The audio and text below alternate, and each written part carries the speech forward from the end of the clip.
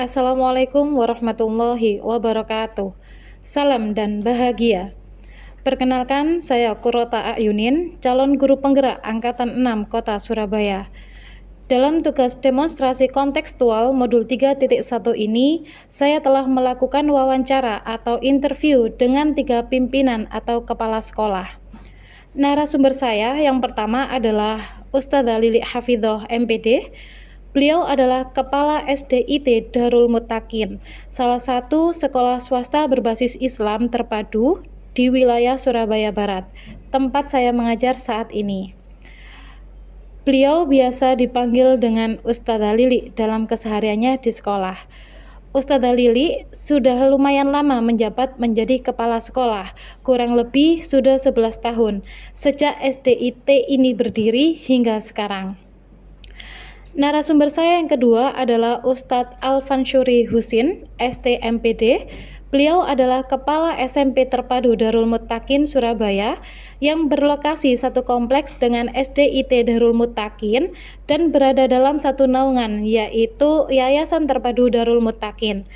Ustadz Alvan, sapaan akrab beliau, sudah lama berkecimpung dalam dunia pendidikan, terutama dalam pengembangan kurikulum Cambridge. Beliau juga sudah kurang lebih 10 tahun menjabat sebagai kepala sekolah. Narasumber saya yang ketiga yaitu Bapak I Ketut Wiguna SPD GR.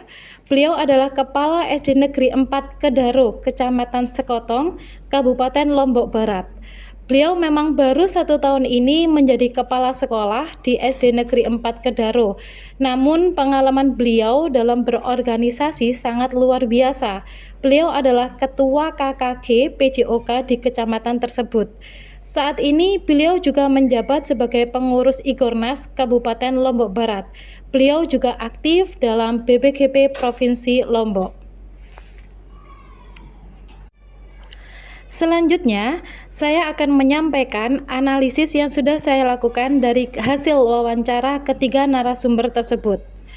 Untuk menjawab pertanyaan pertama, yaitu bagaimana mengidentifikasi kasus-kasus yang merupakan dilema etika atau bujukan moral. Ustadzah Lili menyampaikan selalu kembali ke basic konsep dari lembaga, yaitu berbasis nilai-nilai agama. Adakah pelanggaran nilai-nilai keislaman pada kasus tersebut? Jika terdapat pelanggaran nilai-nilai keislaman, maka dipastikan kasus tersebut adalah bujukan moral. Namun, jika tidak ada pelanggaran dan dihadapkan dengan dua pilihan yang sama-sama benar, maka itulah dilema etika. Sementara Ustadz Alvan menyampaikan dalam mengidentifikasi kasus-kasus, beliau perlu membaca banyak referensi terlebih dahulu, serta bertanya pada orang-orang yang lebih berkompeten atau lebih berpengalaman, agar tidak salah dalam menentukan langkah selanjutnya. Narasumber saya yang ketiga, Bapak I Ketut Wiguna, langsung menjelaskan to the point saja secara singkat. Mudah sekali dalam membedakan antara dilema etika dan bujukan moral. Beliau mengalami dilema etika ketika dihadapkan dengan dua pilihan yang sama-sama benar. Sementara bujukan moral antara benar lawan salah. Dalam menjalankan pengambilan keputusan, Ustadzah Lili kembali pada pedoman, tidak lepas dari nilai-nilai Pancasila dan syariat Islam. Sementara Ustadz Alvan akan mengidentifikasi terlebih dahulu kasus tersebut. Tidak ada pembenaran dan juga tidak ada penyalahan dari keputusan apapun yang akan diambil karena keduanya sudah sama-sama dipikirkan. Sama dengan Ustadz Alvan, Bapak Ketut pun melakukan identifikasi terlebih dahulu mengenai nilai-nilai yang ada dalam kasus tersebut, baru menentukan keputusan. Untuk langkah-langkah atau prosedur dalam pengambilan keputusan, ketiga narasumber saya memberikan jawaban yang hampir sama. Ketiganya menyampaikan perlu adanya identifikasi atau analisa, bahkan observasi terlebih dahulu terhadap kasus tersebut. Kemudian dikembalikan kepada pedoman atau peraturan dalam lembaga. Dibicarakan dengan pihak-pihak terkait, yayasan atau dewan guru, kemudian menimbang dampak baik dan buruknya, baru mengambil keputusan yang bertanggung jawab. Artinya, pemimpin-pemimpin tersebut sudah siap dengan segala konsekuensi yang akan didapat dari keputusan yang telah diambil. Berkaitan dengan hal-hal yang efektif dalam pengambilan keputusan, Ustadzah Lili menyampaikan seorang pemimpin harus bisa bersikap objektif, harus bisa manajemen diri yang baik, bersikap bijaksana, atau berdasarkan kearifan seorang pemimpin. Sementara tips dari Ustadz Alvan terkait hal-hal yang efektif dalam pengambilan keputusan yaitu komunikasi yang baik, jujur, tidak saling menyakiti, dan kembali ke syariat Islam. Narasumber ketiga saya, Bapak Ketut, menambahkan, jika pengambilan keputusan dilakukan sesuai dengan langkah-langkah yang tepat, maka secara otomatis hasilnya pasti akan efektif. Dalam pengambilan keputusan, tentunya tidak terlepas dari tantangan-tantangan yang dihadapi, terutama dalam kasus-kasus dilema etika. Setelah saya lakukan analisis dari hasil wawancara ketiga narasumber saya, jawabannya juga hampir sama. Yang pertama, dari pihak Ustadzah Lili, di sini keterkaitan dengan pihak lain, di mana seringkali terjadi beda sudut pandang. Nah, kemudian tantangan yang kedua adalah mental dari segi seorang pemimpin itu sendiri, dan juga tidak jarang terjadi peperangan dalam diri sendiri ketika keputusan yang harus diambil terkadang bertolak belakang dengan keinginan, dengan hati nurani pribadi Ustadzah Lili.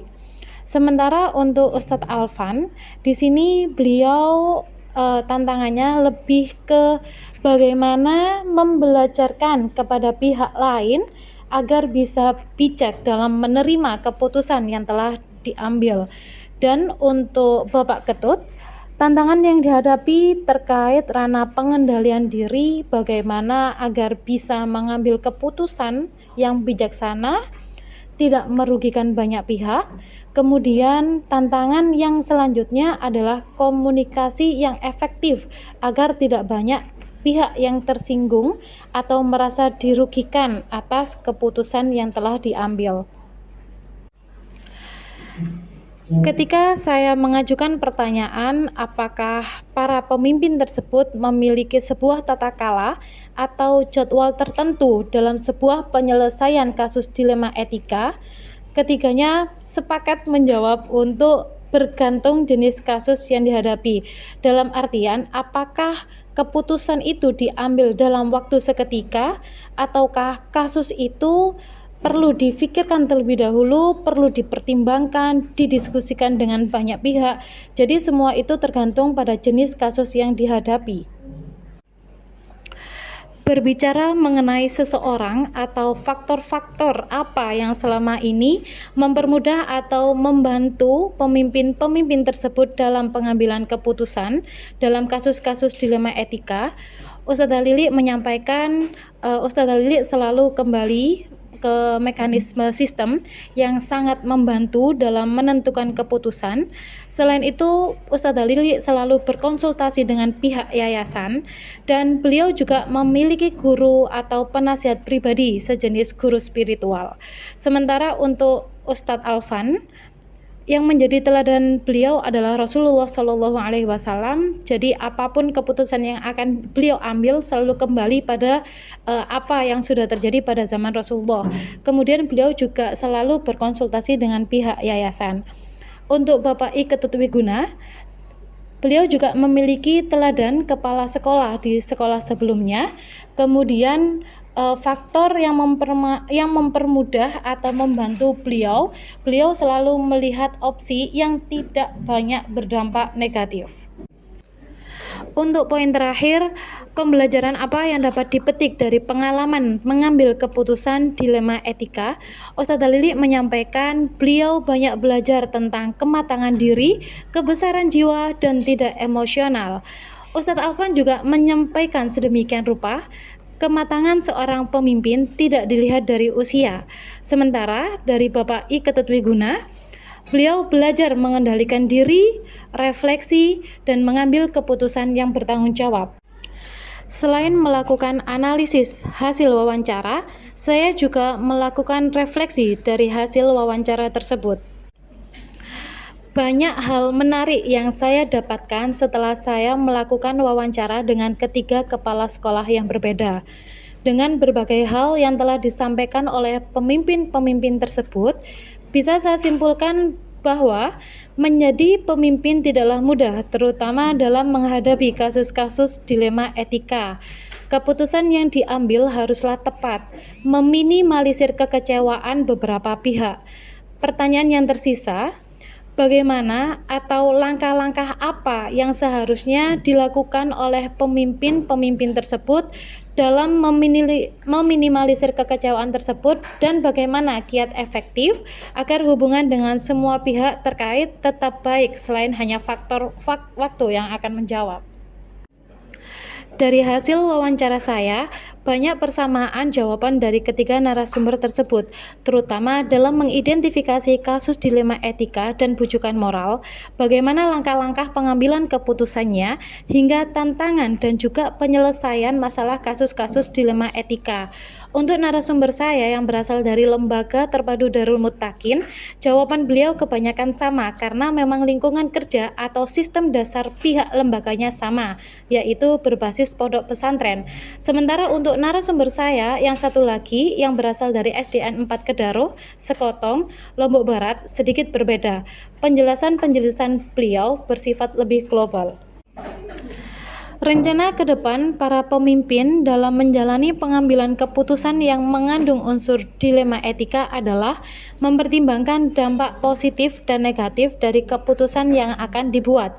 Keputusan yang akan diambil adalah keputusan yang minim resiko, berpihak pada murid, berbasis pada nilai-nilai kebajikan, dan merupakan keputusan yang bertanggung jawab. Setelah belajar modul 3.1 ini dan dikuatkan lagi dengan wawancara dengan pimpinan sekolah, saya mendapatkan banyak hal yang akan berpengaruh dalam pengambilan keputusan. Setidaknya, jika saya belum optimal melakukan 9 langkah pengambilan dan pengujian keputusan, maka saya akan melakukan 3 hal dalam pengambilan keputusan, yaitu berpihak pada murid, berdasarkan nilai-nilai kebajikan, dan bertanggung jawab terhadap segala konsekuensi dari keputusan yang diambil. Demikian apa yang dapat saya sampaikan. Terima kasih banyak. Wassalamualaikum warahmatullahi wabarakatuh.